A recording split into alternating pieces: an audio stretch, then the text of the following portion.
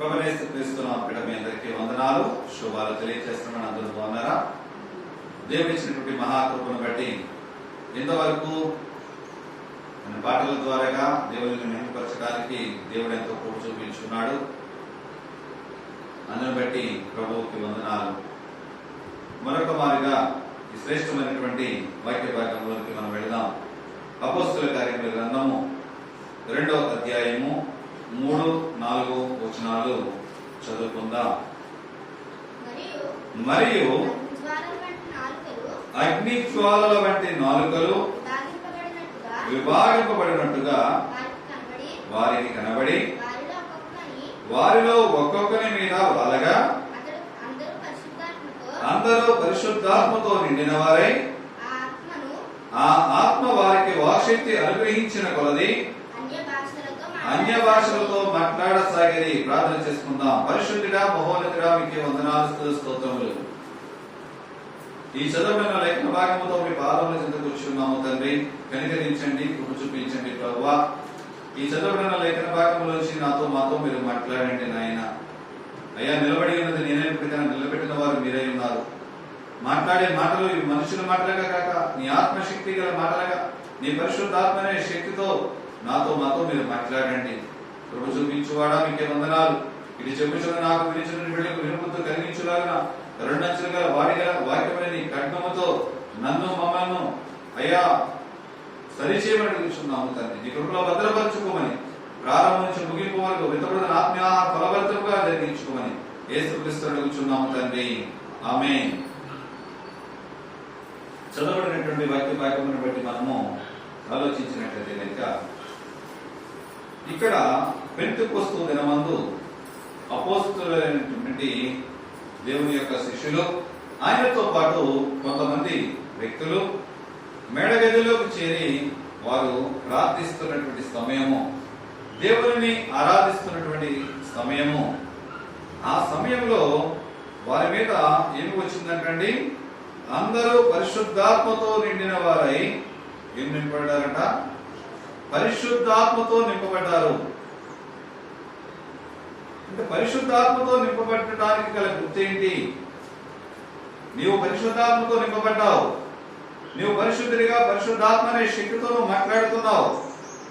ఒక క్రైస్తవ జీవితంలో ఉన్నటువంటి, ఒక క్రైస్తవ విశ్వాసిగా ఉన్నటువంటి నీవు పరిశుద్ధాత్మ శక్తి పొందుకున్నావు అని దేనిని బట్టి నువ్వు గుర్తు తెలుసుకోవాలి? ఎలా గుర్తుపట్టాలి? ఈరోజు మనందరము సంఘానికి వచ్చాం, దేవుని మందిరంలో ఆరాధన చేస్తున్నాం. ఫలానా వ్యక్తి పరిశుద్ధుడు, పరిశుద్ధాత్మ శక్తి పొందుకున్నాడు, ఫలానా వ్యక్తి పరిశుద్ధాత్మ శక్తి పొందుకుంది, దేవుని ఆత్మ చేత నడిపింపబడుతుంది అని మనం గుర్తెరగాలి. అంటే కనుక ఆ వ్యక్తిలో ఏ లక్షణాలను చూసి మనము పరిశుద్ధాత్మ పొందుకుందని మనం గుర్తెరగాలి.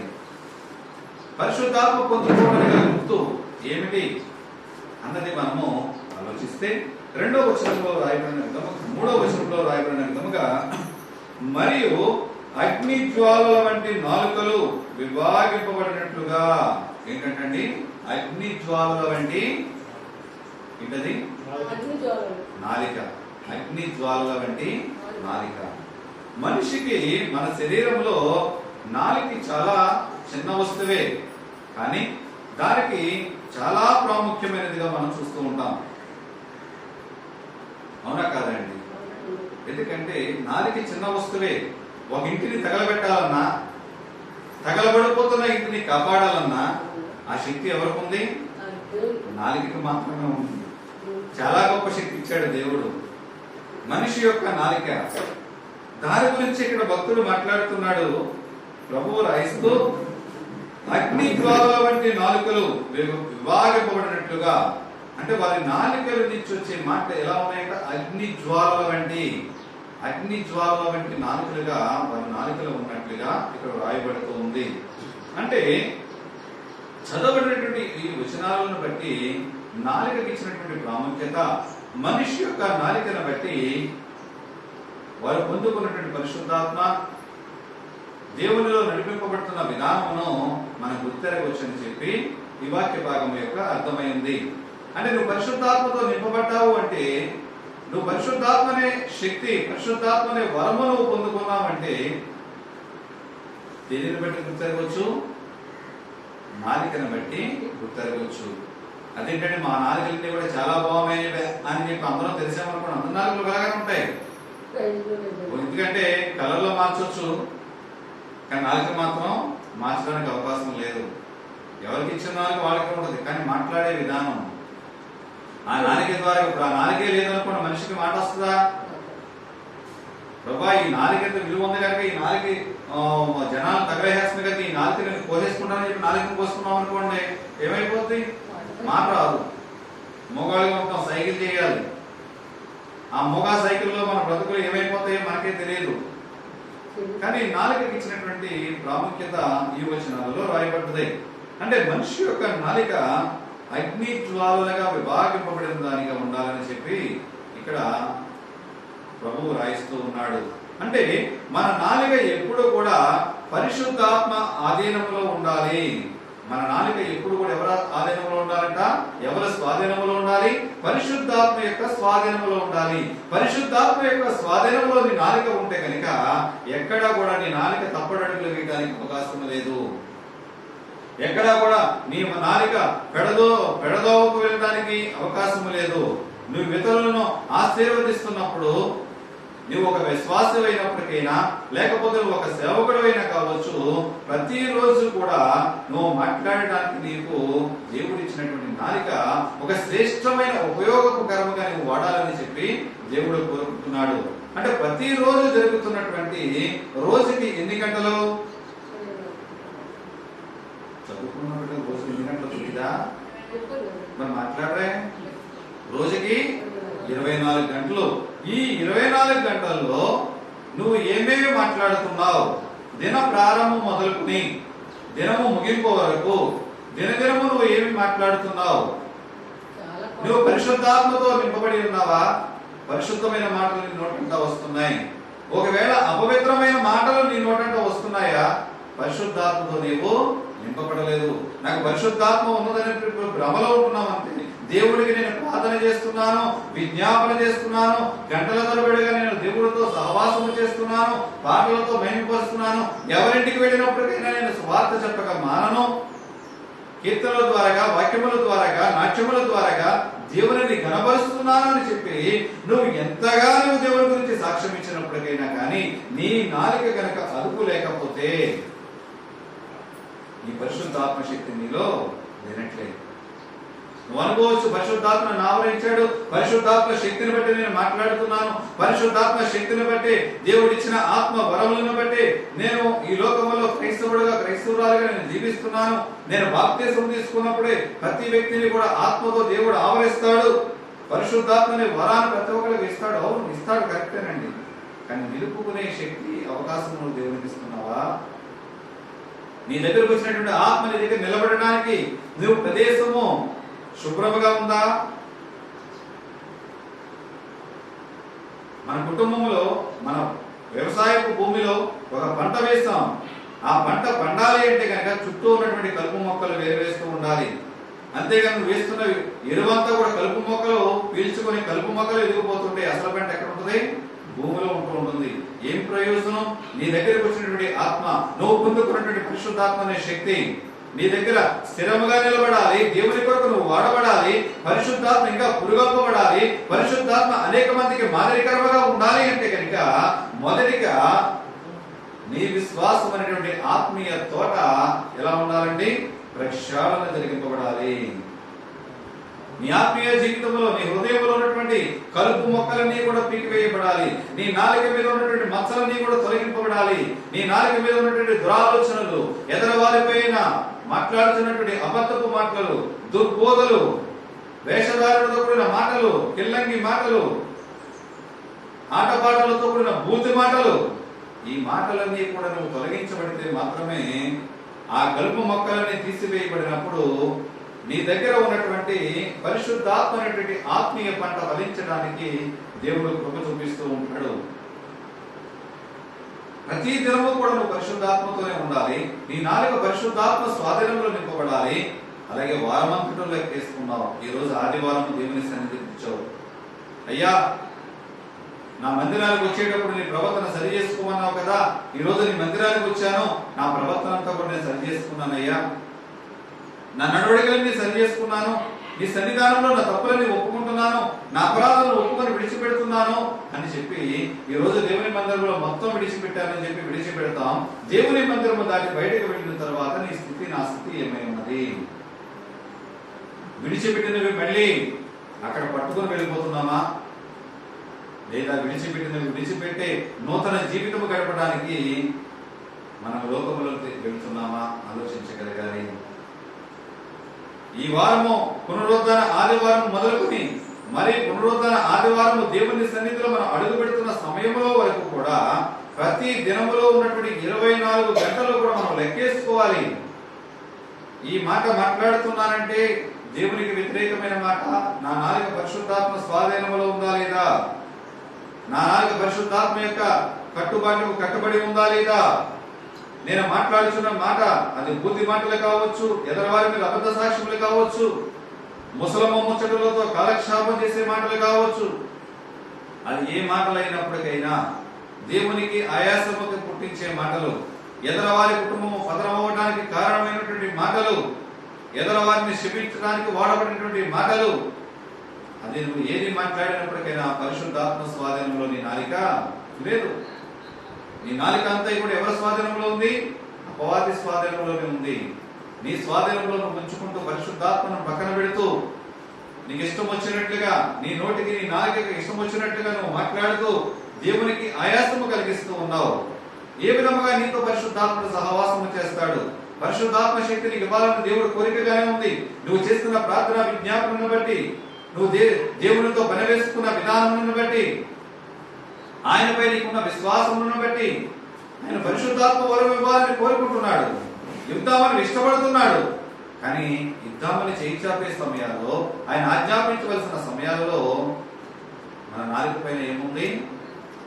మచ్చలు, బూజు కట్టుకుపోయినటువంటి మచ్చలు, పెనవేసుకుపోయినటువంటి మచ్చలు ఉండగా ఏ విధముగా పరిశుద్ధాత్మను మనలోనికి వస్తాడు? ఏ విధముగా పరిశుద్ధాత్మ కార్యము నువ్వు ఈ లోకమైనటువంటి క్రైస్తవ జీవితము జీవించాలంటే, ఈ లోకమైనటువంటి పరిశుద్ధమైన జీవితము నువ్వు జీవించాలంటే, పరిశుద్ధతో కూడిన జీవితముగా అనేక మందికి మాదిరికరముగా ఉండాలంటే పరిశుద్ధాత్మ నీలో లేనప్పుడు ఏ విధముగా జీవించగలదు?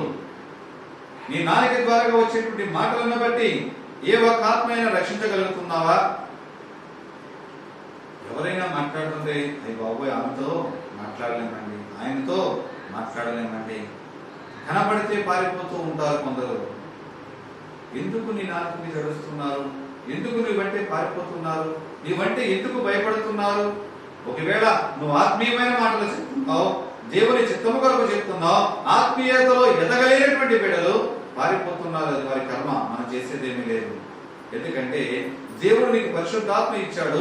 పరిశుద్ధాత్మ ఆధీనంలో ఉన్నటువంటి నీ నాలుక పరిశుద్ధమైన మాటలు ప్రకటిస్తున్నప్పుడు పారిపోతున్న వారిని దేవుడే చూసుకుంటాడు. కానీ పరిశుద్ధముగా లేకపోతే దేవునిలో నడిపింపబడుతున్నటువంటి బిడ్డలకు పరిశుద్ధాత్మ స్వాధీనంలో లేనటువంటి నీ నాలుక ద్వారా వచ్చేటువంటి అపవిత్రమైన మాటలతో వారిని నిందిస్తూ, అవమానిస్తూ, దూషిస్తూ, కించపరుస్తూ, వారి కుటుంబానికి పతనానికి కారణమవుతూ నువ్వు మాట్లాడుతుంటే వారి పారిపోవడంలో అర్థం ఉందా లేదా? ఉందండి. ఎందుకంటే నీ నాలుక పరిశుద్ధాత్మ స్వాధీనంలో లేదు. దాని గురించి పరిశుద్ధాత్ముడు రాయిస్తున్నాడు. అగ్ని జ్వాలలు విభాగించే నాలికలు, అగ్ని జ్వాలలను కూడా విభాగించగలిగిన నాలిక.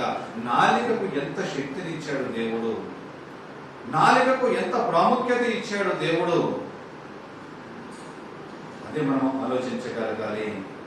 మన నాలుక అగ్ని జ్వాలల వంటి నాలుక అవుతుందా లేదా? అగ్ని జ్వాలను విడగొట్టేటువంటి నాలుకగా, పవిత్రమైనటువంటి పరిశుద్ధమైన నాలుకగా మనం ఉండగలుగుతున్నామా లేదా ఆలోచించుకోవాలని ఎవరికి వారిగా మనం మాట్లాడాలి. ఏం మాట్లాడాలి? ఎప్పుడో పరిశుద్ధాత్మ అనేటువంటి స్వాధీనంలోని నాలుక ఉంటే కనుక ఇక్కడ 4వ వచనంలో రాయబడినట్లుగా అన్య భాషలు మాట్లాడమంటే మనకు తెలియని భాషలు మాట్లాడమని కాదు. అగ్నిజ్వాలగా విభాగింపబడింది. అందరూ పరిశుద్ధాత్మతో నిండిన వారై ఆ ఆత్మ వారికి వాక్శక్తి అనుగ్రహించిన కొలదిగా అన్య భాషలతో మాట్లాడసాగిరి అని చెప్పి ఇక్కడ వాక్య భాగంలో రాయబడి ఉంది కనుక, అయ్యో నాకు అన్య భాషలు రాయబడట్లే రావే, నాకు వేరే భాషలు ఏవి రావు, నాకు నా ప్రాంత భాష తప్ప ఇంకేది రాదంటే అది చాలా పరిశుద్ధాత్మ నిన్ను వాడుకోవడానికి. నువ్వు ప్రత్యేకించి వేరే భాషలు నేర్చుకోవడం అవసరం లేదండి. మీరు ప్రత్యేకించి ఏదో ప్రైవేట్ పెట్టుకునో లేకపోతే పరిశుద్ధాత్మ శక్తిని పొందుకోవడానికి ఎవరైనా కనికట్ల దగ్గరకు వెళ్ళి కన్నపిచారముల దగ్గరికి వెళ్ళి ఏమి పొందుకోవడం అవసరం లేదు. ధనం ఇచ్చి కొనుక్కోవడానికి దేవుడు అమ్ముడుపోయేవాడు కాదు.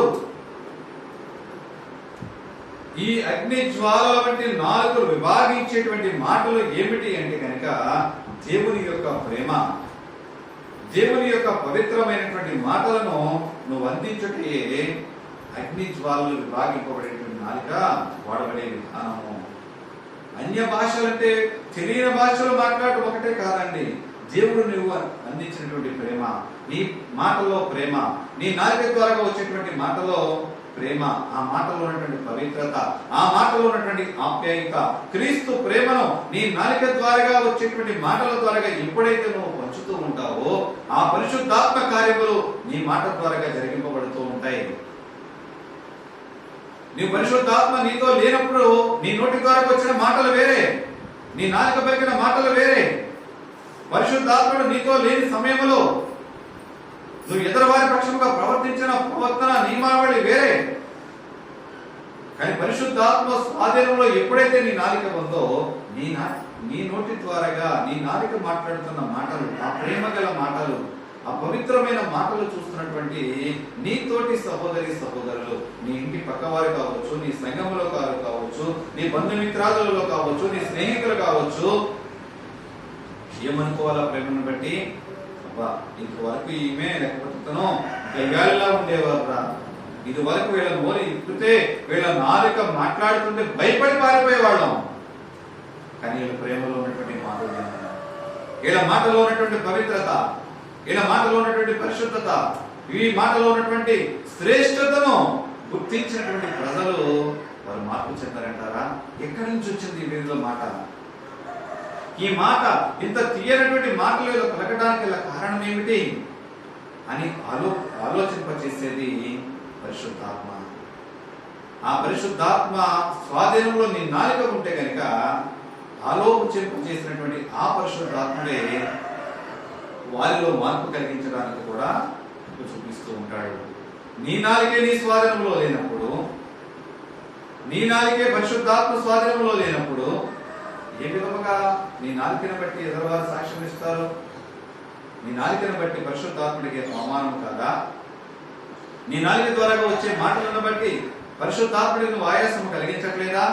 నీ నాలుక ద్వారా వచ్చేటువంటి చెడ్డ తలంపులను బట్టి, చెడ్డ మాటలను బట్టి, చెడ్డ సాక్ష్యములను బట్టి పరిశుద్ధాత్మను నువ్వు అవమానపరచట్లేదా? దేవుని నువ్వు దుఃఖపరచట్లేదా? ఆలోచించి ఒక్కసారి. దేవుడు అదే మాట్లాడుతున్నాడు, అగ్ని జ్వాలల వంటి విభాగింపబడేటువంటి నాలుకలు. అన్య భాషలు అంటే కనుక తెలియని భాషలు కాదు, ఒకటే ఆయన ప్రేమ కలిగిన మాటల ద్వారా, ఆయన పవిత్రమైనటువంటి పరిశుద్ధమైన మాటల, ఆదరణ కలిగించే మాటలు. కొందరు మాట్లాడుతూ ఉంటారు, ఎవరైనా చనిపోయిన వ్యక్తికి పలకరించడానికి వెళితే వింతగా మాట్లాడుతూ ఉంటారు. అంటే వాళ్ళు ఏడ్చి అలసిపోయి కూర్చుంటారు, వీళ్ళు వెళ్ళి రైపోతూ ఉంటారు. వాళ్ళు అయ్యో ఇలా జరిగి ఉండేది కాదు, ఇలా జరిగిందా, నీకే జరగాల. బతికున్న ప్రతి మనిషికి తెలుసండి, ఏదో ఒక రోజు మనం చనిపోతామని. చనిపోకుండా బ్రతికే మనుషుడు ఎవడో లేడు, మరణము చూడక బ్రతికే నరుడు లేడు. కానీ మానిపోయిన గాయాన్ని మళ్ళీ తెలుపుతూ దాని మీద కారం జరుగుతున్నటువంటి ప్రజలు ఈనాడు అనేక మంది ఉన్నారు. ఆదరణ కలిగించే మాటలు నీకు చేత కాదా? పక్కవారితో మౌనంగా కూర్చో. ఆదరించే మాటలు రాకపోతే మౌనంగా కూర్చో, లేదా తెలిసి చాలా బాధపడ్డామని చెప్పి మాట్లాడు చాలు. అంతేగాని లేనిపోయి మాటలతో వారి హృదయాన్ని ఇంకా గాయపరుస్తూ, గాయపడిన హృదయంలో మళ్ళీ కారం జల్లుతూ మన మాటల చేత వారి హృదయం గాయపడేదిగా ఉండకూడదు. మన నాలికను మనము పరిశుద్ధాత్మ స్వాధీనంలో ఉంచుకోవాలని చెప్పి లేఖన భాగాలు తెలియజేస్తూ ఉన్నాయి. ఎఫెసీ పత్రిక 5వ అధ్యాయము, ఎఫెసీ పత్రిక 5వ అధ్యాయము 18 నుంచి 20 వచనం వరకు ఉన్న వాక్య భాగాన్ని చదువుకుందాం. ఎఫెసీ పత్రిక 5వ అధ్యాయము 18 నుంచి 20 వచనం. మరియు మద్యముతో మత్తులై ఉండకుడి, దానిలో దుర్వ్యాపారము కలదు, అయితే ఆత్మపూర్ణులై ఉండుడి. ఒకరినొకడు కీర్తనలతోనూ సంగీతములతోనూ ఆత్మ సంబంధమైన పాటలతోనూ హెచ్చరించుచు మీ హృదయములలో ప్రభువును గురించి పాడుచు కీర్తించుచు మన ప్రభువైన యేసుక్రీస్తు పేరిట సమస్తమును గూర్చి తండ్రి అయిన దేవునికి ఎల్లప్పుడూ కృతజ్ఞతాస్తుతులు చెల్లించండి. హల్లెలూయా. ఈ వచనములో రాయబడినటువంటి ప్రాముఖ్యతను గురించి, ఆత్మను గురించి, మన మాటలో ఉన్నటువంటి, మన మాటకు కావలసినటువంటి ప్రాముఖ్యతను గురించి మాట్లాడుతున్నాడు. ఒకరినొకడు కీర్తనలతోనూ సంగీతములతో మనము కీర్తించాలి, ఒకరినొకరు హెచ్చరించుకోవాలి, పురుగొల్పాలి. ఎందుకంటే మద్యము తాగిన వారుగా, మద్యపానమును సేవించే వారిగా మత్తులై ఉండకండి. ఆ మద్యములో దుర్వ్యాపారము కలదు. వాటిని విడిచిపెట్టి ఆత్మపూర్ణులుగా ఉండండి. పరిశుద్ధాత్మ పూర్ణులుగా మీరు జీవించండి. ఎప్పుడైతే పరిశుద్ధాత్మ శక్తిని మీరు పొందుకుంటారో, పొందుకొనబడినటువంటి మీరు ఒట్టిగా ఖాళీగా కూర్చోవద్దు. ఎలా ఉండాలి అంటే కనుక కీర్తనలతోనూ సంగీతములతోనూ ఆత్మ సంబంధమైన పాటలతోనూ హెచ్చరించుచు మీ హృదయములో ప్రభువుని గురించి పాడుచు కీర్తించుకునండి. అంటే మన పరిశుద్ధాత్మతో ఉన్నప్పుడు మనలో ఉన్నటువంటివి ఏవైనప్పటికైనా పరిశుద్ధాత్మను నీలో జీవించడానికి నీలో అనేకమైనటువంటి కొండములు చెప్పే మాటలు కావచ్చు, అహంకారముతో మాట్లాడే మాటలు కావచ్చు, ఎదరవారిని ద్వేషించే మాటలు కావచ్చు, కోపముతో మాట్లాడే మాటలు కావచ్చు, అనేవి ఆత్మకు బదులుగా, పరిశుద్ధాత్మ శక్తికి బదులుగా నీలో ఏది ఉన్నప్పటికైనా నీలో కృతజ్ఞత ఆత్మ అనేది నీలోనికి రాదు. పరిశుద్ధాత్మ నీలో నింపబడినప్పుడు ఈ కొండెములు కావచ్చు, అహంకారము కావచ్చు, కోపము కావచ్చు, ద్వేషము కావచ్చు, ఇవన్నీ కూడా నీ చెంతకు సమీపించడానికి అవకాశం లేదు. నీ చుట్టూ తిరుగుతూ ఉంటాయి. ఎందుకంటే ఎక్కడైనా నువ్వు జారిపోతే వెంటనే పట్టుకోవడానికి ఈ ప్లేస్ నాకు భలే అనుకూలముగా ఉందని చెప్పి మనలో నివాసం చేయడానికి అవి ఇష్టపడుతూ ఉంటాయి. కానీ వాటికి ఎప్పుడు కూడా మన అవకాశం ఇవ్వకూడదు. అంటే కనుక మన నాలుక ఎవరి స్వాధీనంలో ఉండాలి? పరిశుద్ధాత్మ స్వాధీనంలో ఉండాలి. ఎప్పుడైతే మన నాలుక పరిశుద్ధాత్మ స్వాధీనంలో ఉంటుందో ఈ కొండములు కావచ్చు, అహంకారముతో మాటలు కావచ్చు, ద్వేషించడం కావచ్చు, కలహములు కావచ్చు, కోపముతో కూడిన మాటలు కావచ్చు, ఇవి ఏవి కూడా మన చెంతకి రావని చెప్పి పరిశుద్ధాత్ముడు మాట్లాడుతున్నాడు. అయితే ఈనాడు నీ నాలుక ఎవరి స్వాధీనంలో ఉంది? ఈ దినమును మొదలుకొని ఉదయం మొదలుకొని రాత్రి వరకు, రాత్రి పడుకున్న తర్వాత ఎవరో మాట్లాడారు కనుక కనీసం 24 గంటల్లో మనం మెలుకోగలిగి నాలిక ఆడిస్తున్నప్పుడు, ఎప్పుడండి మనం ఏదైనా మాట్లాడాలంటే నాలిక కదిలితేనే కానీ మాట రాదు కదా. మనం నాలిక ఆడిస్తున్నప్పుడు, నాలిక కదులుతున్నప్పుడు ఏమి మాట్లాడుతున్నాం? మాట్లాడుతున్నటువంటి మాటలు పరిశుద్ధాత్మతో కూడినయా, పరిశుద్ధాత్మకు వ్యతిరేకముగా ఉన్నాయా? నేను మాట్లాడుతున్న మాట పరిశుద్ధాత్మ స్వాధీనంలో నా నాలుక ఉందా అని ఒక్కసారి ఆలోచించగలగండి. అది ఎటువంటి కోపమైనప్పటికైనా నీ ప్రేమగల మాటలతో పరిశుద్ధాత్మ స్వాధీనం నువ్వు అప్పగించుకుంటే కనుక తప్పకుండా దేవుడు న్యాయం చేసే దేవుడు అండి. మన దేవుడు అన్యాయస్తుడు కాదు. అన్యాయముతో నీకు అవమానం తీసుకొచ్చే దేవుడు కాడు. కానీ మన నాలికను మాత్రము పరిశుద్ధాత్మ స్వాధీనంలో, మన ఆత్మను పరిశుద్ధాత్మ స్వాధీనంలో ఉంచబడినప్పుడు మాత్రమే దేవుడు నీకు నాకు కూడా ఆత్మశక్తిని దయచేయడానికి దేవుడు కృప చూపిస్తూ ఉంటాడు. అంటే ఈ ఆత్మ ఎప్పుడు నింపుకోవాలి? ఆత్మను మనము ఎప్పుడు నింపుకోవాలి? మన గ్యాస్ బండ్లో గ్యాస్ అయిపోయింది, ఏం చేయాలి? పొయ్యి కట్టేసుకుని వస్తుండాలి. ఏమండి, గ్యాస్ బండ్లో గ్యాస్ అయిపోయింది, ఏం చేయాలి? పొయ్యి కట్టేసి వస్తుండాలి. ఉన్నప్పుడే బుక్ చేసుకుంటాం. అడ్వాన్స్ గా మనం గ్యాస్ బండ బుక్ చేసుకుంటాం. గ్యాస్ బండ అయిపోయిన వెంటనే మళ్ళీ గ్యాస్ బండ పెడుతూ ఉంటాం. మళ్ళీ ఈ బండను మళ్ళీ గ్యాస్ నింపుకుంటూ ఉంటాం. అంటే ఆగిపోవడానికి మనము ఇష్టపడం.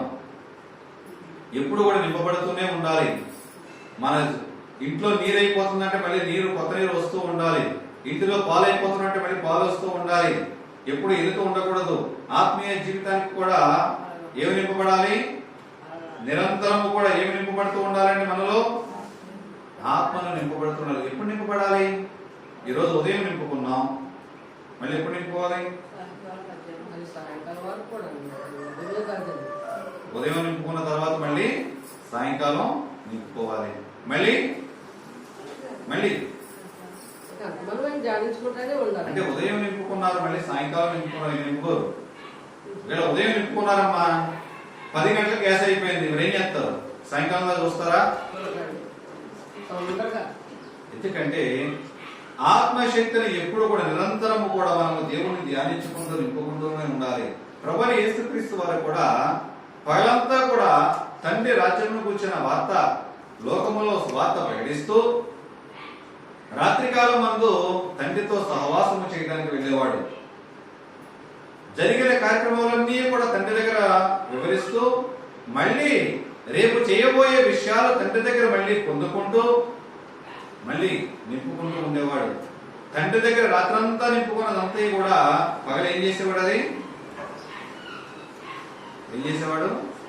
స్టాక్ ఎత్తుకునేవాడు. మాట్లాడలేదు. మళ్ళీ రాత్రంతా యేసు ప్రభు తండ్రి దగ్గర ఏమి నింపుకున్నాడు? ఆత్మను నింపుకుంటూ ఉన్నాడు. ఆత్మను నింపుకున్నటువంటి ఆత్మ పగలంతా ఏం చేసేవాడు? ఆత్మను ఏమండి అందరికీ కూడా ఖర్చు పెట్టేవాడు, అందరికి బోధించేవాడు. తన ప్రేమగల మాటలతో ప్రభువు పలానా చోటన ఉన్నాడు అంటే తండోపతండాలుగా ప్రజలందరూ కూడా వెళ్ళిపోతూ ఉండేవారు. ఎక్కడ ప్రభువు ఉన్నాడంటే అక్కడికే వెళ్ళిపోతూ ఉండేవారు. ఈనాడు మీటింగ్స్ కి డబ్బులు ఇచ్చి జనాలు తోలుకెళ్ళినట్టుగా నాడు డబ్బులు ఇచ్చేవారు కాదండి. ప్రభువు పలానా చోట ఉన్నాడని తెలిస్తే చాలు, నువ్వు పిలిచినా పిలవకపోయినప్పుడు తెలిస్తే చాలు, పరిగెట్టుకుంటూ వెళ్ళిపోయేవారు. ఇసుకైతే రాలినటువంటి జనము ఆయన మాటలకు బలము పొందేవారు, శక్తిని పొందుకునేవారు. ఎక్కడి నుంచి వచ్చింది శక్తి? ఎక్కడి నుంచి వచ్చింది బలము? ఎక్కడి నుంచి వచ్చింది ఆత్మ అంటే రాత్రికాలం అంతా కూడా తండ్రి దగ్గర ట్యాంక్ అంతా కూడా ఫుల్ చేసుకునేవాడు. పగలంతా ట్యాంక్ అంతా కూడా మళ్ళీ అవగొడుతూ ఉండేవాడు, ప్రజలకి బోధిస్తూ ఉండేవాడు. ఎందుకంటే మళ్ళీ మనలో మిగిలిపోయింది అనుకుంటే లోపల ఏం చేస్తుంది? చిన్నది బయటకు పోకపోతే ఏం చేస్తుంది? చిట్లం కట్టేస్తుంది, అజీర్తి చేస్తుంది, ఆరోగ్య రోగాలు వస్తాయి. అవునా కదా? ఇప్పుడు సత్తుపండి గారు ఉన్నారు, రాత్రంతా బండి ఛార్జింగ్ చేసుకుంటారు, పగలంతా తిరుగుతారు, మళ్ళీ వచ్చి మళ్ళీ ఏం చేస్తారు? మళ్ళీ ఛార్జింగ్. పెట్రోల్ బండి అనుకోండి, పెట్రోల్ పోస్తారు, మళ్ళీ పగలంతా తిరుగుతారు, మళ్ళీ వచ్చి మళ్ళీ పెట్రోల్ నింపుకోవాలి. లేకపోతే మన్నాడు ఏం చేయాలి? నడుచుకుంటూ వెళ్ళాలి. అంటే పగలంతా కూడా రాత్రికాలం నింపుకున్నంతా కూడా పగలంతా ఖర్చు పెట్టి మళ్ళీ రాత్రి అయ్యే సమయానికి మళ్ళీ తండ్రి దగ్గరికి వెళ్ళిపోయేవాడు. తండ్రితో సహవాసం చేస్తూ మళ్ళీ తండ్రి అప్పగించిన పనులన్నీ కూడా ఆత్మీయతను పరిశుద్ధాత్మలో నింపుకుంటూ మళ్ళీ ఉదయకాలం మందు ఖర్చు పెడుతూ మళ్ళీ సాయంకాలం నింపుకుంటూ, అంటే ఎంత ఆత్మీయతలో ప్రభు దేవాది దేవుని కుమారుడిగా ఈ లోకానికి వచ్చి ఆయనే తండ్రితో సహవాసం చేస్తూ ఆత్మను నింపుకుంటూ ఉండేవాడు కదా. సామాన్య మానవులుగా ఉన్నటువంటి నీవు నేను ఎంత విధముగా నింపుకోవాలి? ఇంకా ఎంతగా దేవునిలో కష్టపడాలి? ఎంతగా పరిశుద్ధాత్మ స్వాధీనంలో మనం నడిపించబడాలి? ఏమి మాట్లాడాలన్నప్పటికైనా నీ తల వెంట్రుకలో ఒక వెంట్రుకు రావాలన్నా ఎవరి పర్మిషన్ కావాలి? నీ పర్మిషన్ కావాలి, అంతేనా? ఎందుకంటే మనం పీకోవాలి కనుక. అవునండి, దేవుని పర్మిషన్ కావాలి. అలాంటప్పుడు నీ నాలుక ద్వారా వచ్చే మాటలు దేవుని స్వాధీనంలో లేకుండా నీ ఇష్టం వచ్చినట్టు మాట్లాడితే శాపాన్ని మనం కొని తెచ్చుకోమా? ఆలోచించగలగండి ఒక్కసారి. ఇదే మాట్లాడుతున్నాడు. ఎల్లప్పుడూ కూడా మనము ఆయనతో నింపబడుతూనే ఉండాలి.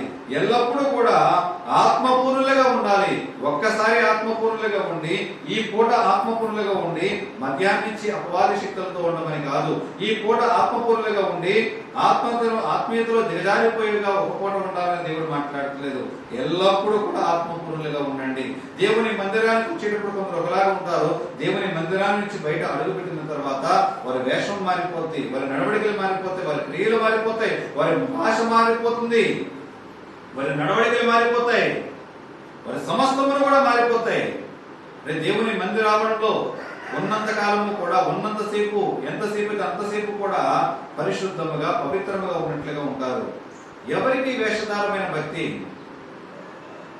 ఎవరిని మభ్యపెట్టడానికి దేవుని మందిరములు ఒకలా ఉండి దేవుని మందిరము బయట ఒకలా ఉంటున్నావు. ఒకవేళ దేవుని మోసపుచ్చుతున్నాం అనుకుంటున్నావేమో. దేవుడు ఎప్పుడు కూడా విక్రింతల పాడు కాడండి. నీకు నీవే అవమానం కొని తెచ్చుకుంటున్నావు, నీకు నీవే విక్రింతల పాలవుతావు. కార్య ప్రారంభము కంటే కార్య అంతము ఎంతో శ్రేష్టమైనది. మనం వస్తూ ఏమి తీసుకురాలేదు, వెళ్ళిపోయేటప్పుడు తీసుకువెళ్ళడానికి ఇక్కడ ఒక సాక్ష్యం మాత్రం నిలబడుతుంది. ఆ సాక్ష్యం మంచి సాక్ష్యమా చెడ్డ సాక్ష్యమా? మంచి సాక్ష్యం అయితే అనేక మందికి ఉపయోగపడుతుంది. చెడ్డ సాక్ష్యం అయితే ఫలానా వ్యక్తి ఉన్నట్లుగా మనం ఉంటే కనుక మనం కూడా పతనమైపోతాము. అదే ఘనమైన సాక్ష్యం నీలో ఉంటే కనుక అనేక ఆత్మలో మారటానికి దేవుడు కృప చూపిస్తాడని చెప్పి లేఖనాలు తెలియజేస్తూ ఉన్నాయి. అంటే పరిశుద్ధాత్మతో నింపబడాలి. ఎల్లప్పుడూ కూడా నువ్వు పరిశుద్ధాత్మతోనే ఉండాలని దేవుడు కోరుకుంటూ ఉన్నాడు. అయితే ఈ ఎఫెసీ పత్రిక 5వ అధ్యాయము 19వ వచనం నుండి 6వ అధ్యాయము 24వ వచనం, అంటే 6వ అధ్యాయం చివరి వరకు కూడా దేవుడు రాయిస్తూ పరిశుద్ధాత్మతో ఉండవలసిన వారి లక్షణాలు, పరిశుద్ధాత్మతో నింపబడిన వారి ఏ విధముగా లక్షణాలు ఉండాలో అక్కడ ఆయన రాస్తూ ఉంటూ కృతజ్ఞత కలిగి ఉండండి. నువ్వు పరిశుద్ధాత్మతో నింపబడినప్పుడు ఈ లక్షణములు కలిగి మీరు కృతజ్ఞత కలిగి ఉండండి. ఎల్లప్పుడూ కూడా సంఘములో ఒకరికి ఒకరు సహకారులుగా ఉండండి. సంఘములో ఒకరికి ఒకరు పురుగొల్పుకొనండి. సంఘములో ఒకరి ఎడల ఒకరు ప్రేమ కలిగి ఉండండి. సంఘములో ఒకరికి ఒకరు లోబడి ఉండండి. సంఘములో ఒకరి మంచి చెడ్డలు ఒకరు తెలుసుకొనండి. సంఘములో ఒక బాధ్యత కలిగిన వ్యక్తిగా ఉండండి. సంఘమును క్రీస్తు ఏ విధముగా అయితే ప్రేమించాడో అదే విధముగా మీరు కూడా ఎల్లవేళలా ఒకరినొకరు ప్రేమించుకొనండి. ఎఫెసీ పత్రిక 6వ అధ్యాయంలో రాస్తూ ఉంటాడు, 5వ అధ్యాయంలో రాస్తూ ఉంటాడు, పురుషులారా మీ భార్యలను ఏంటండి ప్రేమించమంటున్నాడా, ద్వేషించమంటున్నాడా? అలాగే స్త్రీలారా మీ భర్తలకు మీరు క్రీస్తుకు సంఘములకు శిరస్సు అయితే ఎలా ఉన్నాడో పురుషుడు కూడా ఎలాగంటే కుటుంబానికి శిరస్సుగా పెద్దగా ఉన్నాడు కనుక మీ భర్తకు లోబడి ఉండమని దేవుడు మాట్లాడుతున్నాడు. అంటే దేవుడిచ్చే మాటలు నీ పరిశుద్ధతతో నింపబడిన వారికి కలిగిపోబడే లక్షణాలు. పిల్లలారా మీ తల్లిదండ్రుల మాటకు విధేయులై ఉండండి. మీరు దీర్ఘాయుష్మంతులైనట్లు మీ తండ్రిని తల్లిని మీరు సన్మానించండి, తల్లిదండ్రులను సన్మానించండి. ఇది ప్రధానమైన ఆజ్ఞ. నీకు మేలు కలగాలి అంటే తల్లిదండ్రులను సన్మానించు. తండ్రులారా మీ పిల్లలకు కోపము రేపకండి. అంటే ఒకరి గురించి చెప్పి ఆయన వదిలిపెట్టలేదండి.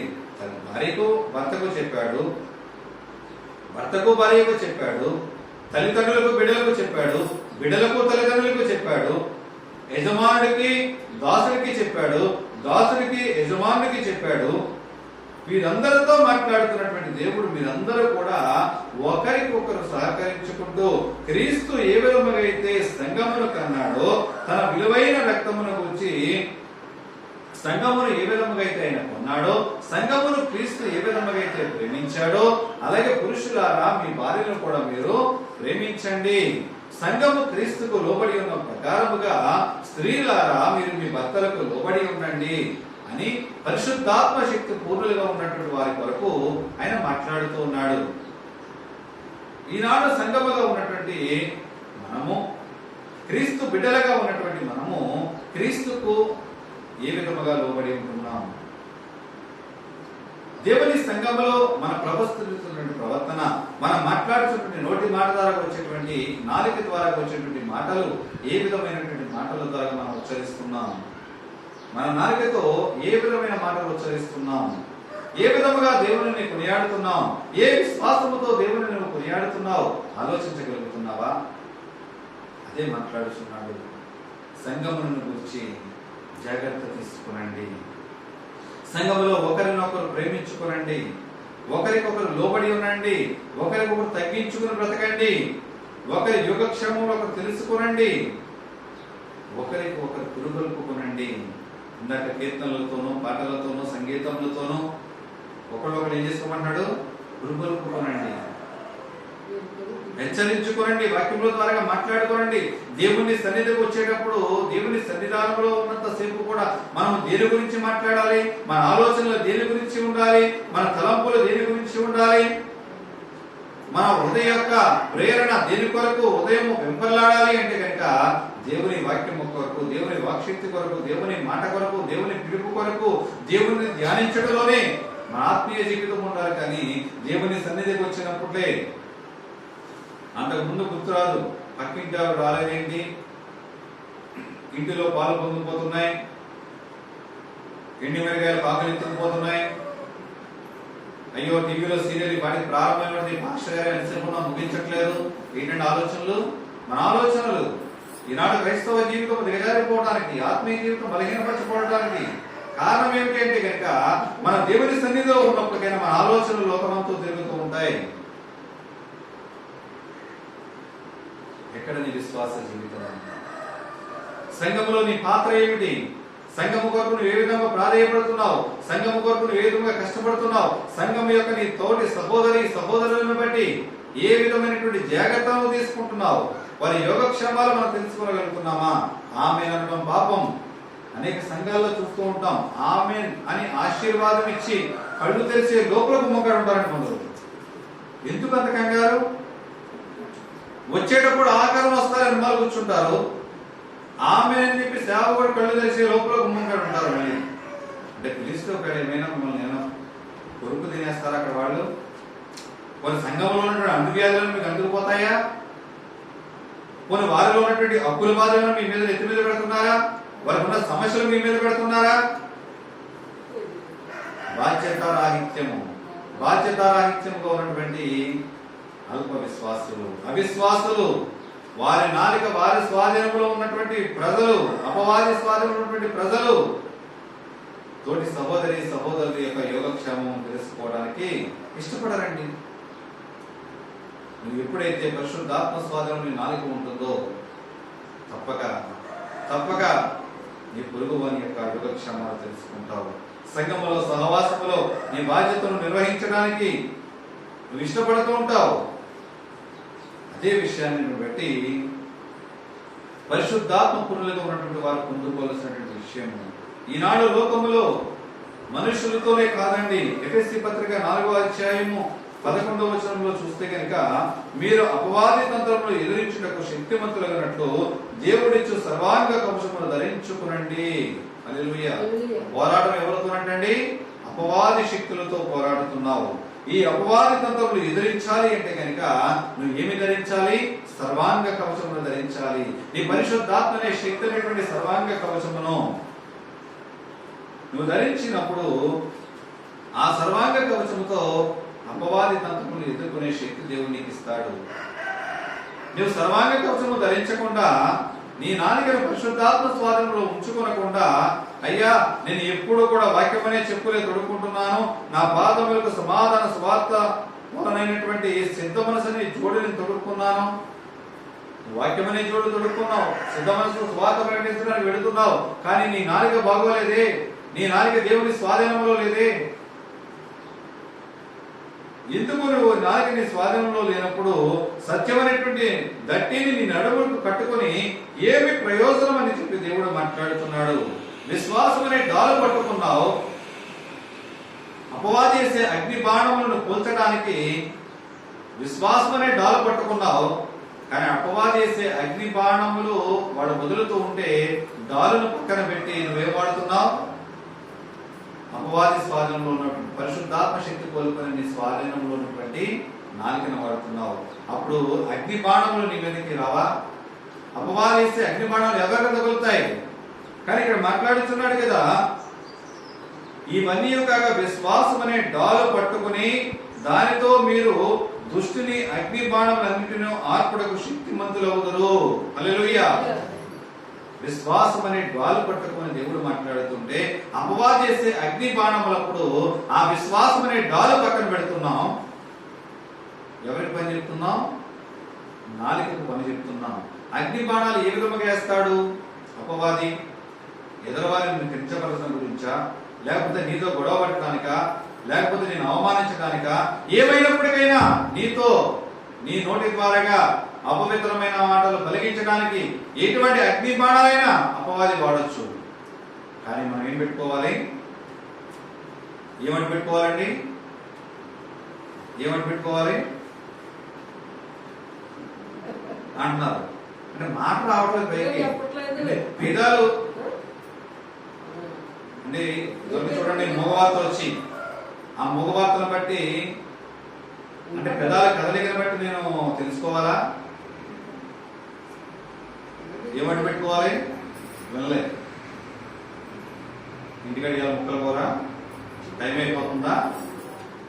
మరి ఎందుకు అనట్లేదు? ఏదైనా ఆయనే చెప్పుకుని పోతారు. మనకి ఏదైతే ఉంది, నా నాలుక నా స్వాధీనంలో ఉంది, నా ఇష్టమొచ్చినట్టు నేను మాట్లాడతాను, నాకు ఏ అడ్డులు కూడా వద్దు. ఏ అడ్డులు కూడా వేసుకొని అగ్ని బాణాలు అగ్ని బాణాలు వేసుకుంటే నా నాలుక అడ్డు పెడతాను, అంతే చాలు. అపవిత్రాత్మతో కూడినటువంటి నాలుకలు అడ్డు పెడితే అక్కడ విశ్వాసం అనేది మార్చబడదు కదా. నీ విశ్వాస జీవితము, సాక్ష్య జీవితం పతనమైపోవడానికి అవకాశం ఉంది. దాని కొరకే విశ్వాసం అనేటువంటి డాలు అడ్డు పెట్టుకోవటానికే విశ్వాసం అనే డాలు చేతితో పట్టుకోమంటున్నాడు దేవుడు. ఎప్పుడైతే విశ్వాసం అనేటువంటి డాలు ఎదవారు మాట్లాడా, మాట్లాడని, తీర్పు తీర్చడానికి మన వంతు కాదు, తీర్పు తీర్చేవాడు ఆయనే ఉన్నాడు. విశ్వాసం అనే డాలును అడ్డు పెట్టుకున్నప్పుడు అపవాది ఎన్ని అడ్డు బాణములు వేసినప్పటికైనా, అగ్ని బాణాలు వేసినప్పటికైనా, నీ విశ్వాసం అనే డాలు పట్టుకున్న అగ్ని బాణాలన్నీ కూడా ఎక్కడికి వెళ్ళిపోతాయి? అలా పడిపోతూనే ఉంటాయి, మన ఎదలో రాలిపోతూ ఉంటాయి. కానీ ఏ అపాయము కూడా మన చెంతకి రానివ్వడండి. అటువంటి శక్తి కలిగినటువంటి సర్వాంగ కవచము దేవుడు మనకిస్తే ఆ సర్వాంగ కవచమును ధరించక పరిశుద్ధాత్మ అనే శక్తి నువ్వు పొందుకోక నువ్వు పరిశుద్ధాత్మకు వేరే నుండి ఏమి సాధించగలదు నువ్వు ఆలోచించగలుగుతున్నావా? ఆలోచించగలవు. నువ్వు ఈ భూమి మీద ఒక నిజ క్రైస్తవుడుగా జీవించాలి అంటే కనుక నువ్వు పోరాడవలసింది అపవిత్రాత్మలతో పోరాడుతున్నప్పుడు సర్వాంగ కవచము ధరించుకోవాల్సినటువంటి అవకాశం ఎంతైనా ఉన్నది. నువ్వు సర్వాంగ కవచము ధరించుకోవాలంటే కనుక నువ్వు ఏం పొందుకోవాలి? పరిశుద్ధాత్మను పొందుకోవాలి. పరిశుద్ధాత్మ నువ్వు పొందుకోవాలి అంటే కనుక నీ నాలుక మొదటిగా ఎవరి స్వాధీనంలో ఉండాలి? పరిశుద్ధాత్మ స్వాధీనంలో ఉండాలి. నీ నాలుక ఎప్పుడైతే పరిశుద్ధాత్మ స్వాధీనంలో ఉంటుందో అప్పుడు నువ్వు లోకములో ఎన్ని అపవాది అగ్ని బాణములు వేసినప్పటికైనా ఈ లోకమనే శ్రమలను జయించడానికి నీ తరపుగా పరిశుద్ధాత్ముడు నీకు వారికి మధ్యలో ఏముంటాడు? అడ్డుగా నిలబడతాడు. ఇటువంటి అగ్ని బాణములు కూడా నీ చెంతకి రాకుండా పరిశుద్ధాత్ముడు నీకు కాపుదలగా ఉంటారని చెప్పి వాక్య భాగము దేవుడు తెలియజేస్తున్నాడు. అయితే పరిశుద్ధాత్మతో కనుక నువ్వు నింపబడకపోతే కనుక దేవునితో సరైనటువంటి సమాధానం నీకు ఉండదు.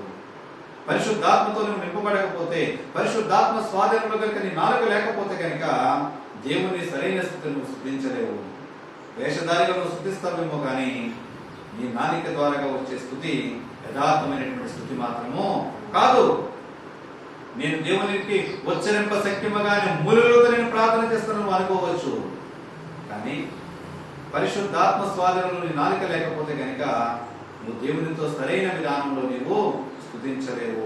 పరిశుద్ధాత్మ నింపబడిలో నీ నాలుక లేకపోతే కనుక దైవికమైనటువంటి ఒక భర్తగా భార్యను కానీ, భార్యగా భర్తగా కానీ నువ్వు జీవించలేవు. ఒకరి ఒక ప్రేమాపేతలను కోల్పోతూ ఉంటావు. ఎందుకంటే పరిశుద్ధాత్మతో నీ నాలిక నింపబడలేదు, పరిశుద్ధాత్మ స్వాధీనం నీ నాలిక ఉంచబడలేదు. ఒక పరిశుద్ధాత్మ పొందుకున్న భార్యగా, ఒక పరిశుద్ధాత్మ పొందుకున్న భర్తగా నీవు ఉంటే కనుక మీ మాటల మధ్యలో ప్రేమ, మీ మాటల మధ్యలో ఆప్యాయత, మీ మాటల మధ్యలో సఖ్యత, మీ మాటల మధ్యలో సమాధానము ఇందాక మనం మాట్లాడుకున్నాం, అగ్ని జ్వాలలు విభాగించేటువంటి నాలుకలు అంటే కనుక దేవుని ప్రేమతో కూడినటువంటి మాటలు, దేవుని ఆదరణతో కూడినటువంటి మాటలు భార్యాభర్తల మధ్యలో సఖ్యత సమాధానం కలిగించబడుతుంది. ఏ విధముగా అంటే కనుక పరిశుద్ధాత్మతో నీ నాలుక నింపబడినప్పుడు, పరిశుద్ధాత్మ స్వాధీనంలో నీ నాలుక ఉన్నప్పుడు, అదే విధముగా పరిశుద్ధాత్మ నడిపింపులో పరిశుద్ధాత్మ స్వాధీనంలో నాలుక ఉన్నప్పుడు నీ పిల్లలను పెంచే విధానం కూడా సరైన మార్గంలో నడిపింపబడుతూ ఉంటుంది. నీ పిల్లలను సరైన మార్గంలో నడిపిస్తావు, నీ పిల్లలను యథార్థమైన మార్గంలో నడిపిస్తూ ఉంటావు. నువ్వు ఎక్కడ ఉంటే నీ బిడ్డలు లోకములో తిరగరు, నువ్వు ఇక్కడ ఉంటే నీ బిడ్డలు వారు షాపులంట తిరగరు. ఎప్పుడు అంటే నీ నాలుక పరిశుద్ధాత్మతో నింపబడినప్పుడు, నీ క్రియలు పరిశుద్ధాత్మతో నింపబడినప్పుడు, నీ కుటుంబం పరిశుద్ధాత్మతో నింపబడినప్పుడు, పరిశుద్ధాత్మ స్వాధీనంలో నీవు ఉన్నప్పుడు నీ పిల్లలను కూడా ఒక క్రమమైన పద్ధతిలో, నేను నా ఇంటి వారిని యెహోషువ కుటుంబము, యెహోషువ ఏ విధంగా అయితే సాక్ష్యం ఇస్తున్నాడో అటువంటి సాక్ష్యం గల కుటుంబముగా నీ కుటుంబం ఉండడానికి దేవుడు సహాయం చేస్తూ ఉంటాడు. ఎప్పుడైతే నీ నాలుక పరిశుద్ధాత్మ స్వాధీనంలో ఉంటుందో, పరిశుద్ధాత్మతో నీ ఆత్మీయ జీవితం నింపబడుతుందో, సాతాను శక్తులను ఓడించడానికి నీకు అధికమైన శక్తిని దయచేస్తాడు దేవుడు. నా ప్రియ సహోదరి సహోదరుడిగా, ఈనాడు ఏ శక్తిని పొందుకుని నీవు ఉన్నావు, ఎటువంటి శక్తి గల ఆత్మతో నువ్వు జీవిస్తున్నావో ఆలోచించు. నీ నాలుక ఎవరి స్వాధీనంలో ఉందో ఆలోచించు. నువ్వు పరిశుద్ధాత్మ శక్తిని పొందుకున్నావంటే గుర్తు ఏమిటి అంటే కనుక నీ నాలుక ద్వారా వచ్చే మాటలు. నువ్వు పరిశుద్ధాత్మ స్వాధీనంలో నువ్వు నిజ క్రైస్తవుడిగా క్రైస్తవురాలుగా నీవు ఉన్నావని గుర్తెరగాలి అంటే కనుక నీ నాలుక నీ స్వాధీనంలో ఉండి అపవిత్రమైన మాటలు మాట్లాడితే నీలో పరిశుద్ధాత్మ కార్యములు లేవు. ఎందుకంటే మనకు ఒకవేళ అపవాది కూడా మనకు ఆశీర్వదిస్తాడు, అపవాది కూడా తన స్వాధీనం ఉంచుకోవడానికి మనల్ని బలపరుస్తూ ఉంటాడు. ఒకవేళ అపవాది బలపరచడమే ఒకవేళ దేవుడు బలపరుస్తున్నాడని భ్రమలో నింపుతున్నావేమో ఆలోచించగలుగు. ఎప్పుడైతే పరిశుద్ధాత్మతో నింపబడతావో నీ కుటుంబంలో జరిగే కార్యాలు, నీ కుటుంబం ద్వారా అనేక మంది ఆశీర్వదింపబడడం దేవుడు చూసి ఇంకా అత్యధికమైన ఆశీర్వాదం కలిగించడానికి దేవుడు ఎడల ప్రభు చూపిస్తుంటాడు. ఇలా ప్రియ సహోదరి సహోదరుడిగా, ప్రియ సంఘ బిడ్డలుగా, ఒకవేళ ఇంతవరకు మీ నాలుకను అపవాది స్వాధీనం ఉంచుకుని ఉన్నారేమో, ఇకనైనా పరిశుద్ధాత్మ స్వాధీనం మీ నాలుకను ఉంచి మన నోటి ద్వారా పోకిరి మాటలు గాని, బూతి మాటలు గాని, కోపముతో కూడిన మాటలు గాని, క్రోధముతో కూడిన మాటలు, ద్వేషముతో కూడిన మాటలు, అహంకారంతో కూడిన మాటలు ఏవి కూడా రాకుండా పరిశుద్ధాత్మ స్వాధీనంలో మన నాలుకను ఉంచుకుని దేవుడిచ్చే పరిశుద్ధాత్మ శక్తిని పొందుకుందాం. అనేక మందికి ఆశీర్వాదకరంగా మన జీవితాలు జీవిద్దాం. అటువంటి ఒక పరిశుద్ధాత్మ దేవుడు అందరికీ కలుగచేయునుగాక. ఆమేన్. ప్రార్థన చేసుకుందాం. పరిశుద్ధుడా మహోన్నతుడానికి వందనాలు స్తోత్రములు. ఇంతవరకు మీరు మాతో మాట్లాడిన విధానం ఏంటి స్తోత్రములు ప్రభువా. ఈనాడు నాలుకల స్వాధీనంలో లేక పరిశుద్ధాత్మ నడిపింపులో నడిపింపబడక ప్రభువా అనేక మంది బిడ్డలు ఈ పరిశుద్ధాత్మ శక్తిని పోగొట్టుకుంటున్నారు. అవును తండ్రి, శరీర అవయవాలు నాలుకకు చాలా ప్రాముఖ్యతనిచ్చున్నాం. అగ్ని జ్వాలల బట్టి అయ్యా నాయన తండ్రి ప్రభు జ్వాలను విడగొట్టడానికి నాలుకను ఉపయోగిస్తున్నావంటే, అవును ప్రభు, నీతో నీ ప్రేమను పొందుకున్నటువంటి మేము నీ ప్రేమను పంచడానికి, నీ పవిత్రతను పరిశుద్ధతను అనేక మందికి పంచడానికి, ఆదరణ కూడితో మాట్లాడినటువంటి మాటలు అనేక మందికి పంచడానికి నీ ప్రభుతో నన్ను మమ్మల్ని జ్ఞాపకం చేసుకోనండి.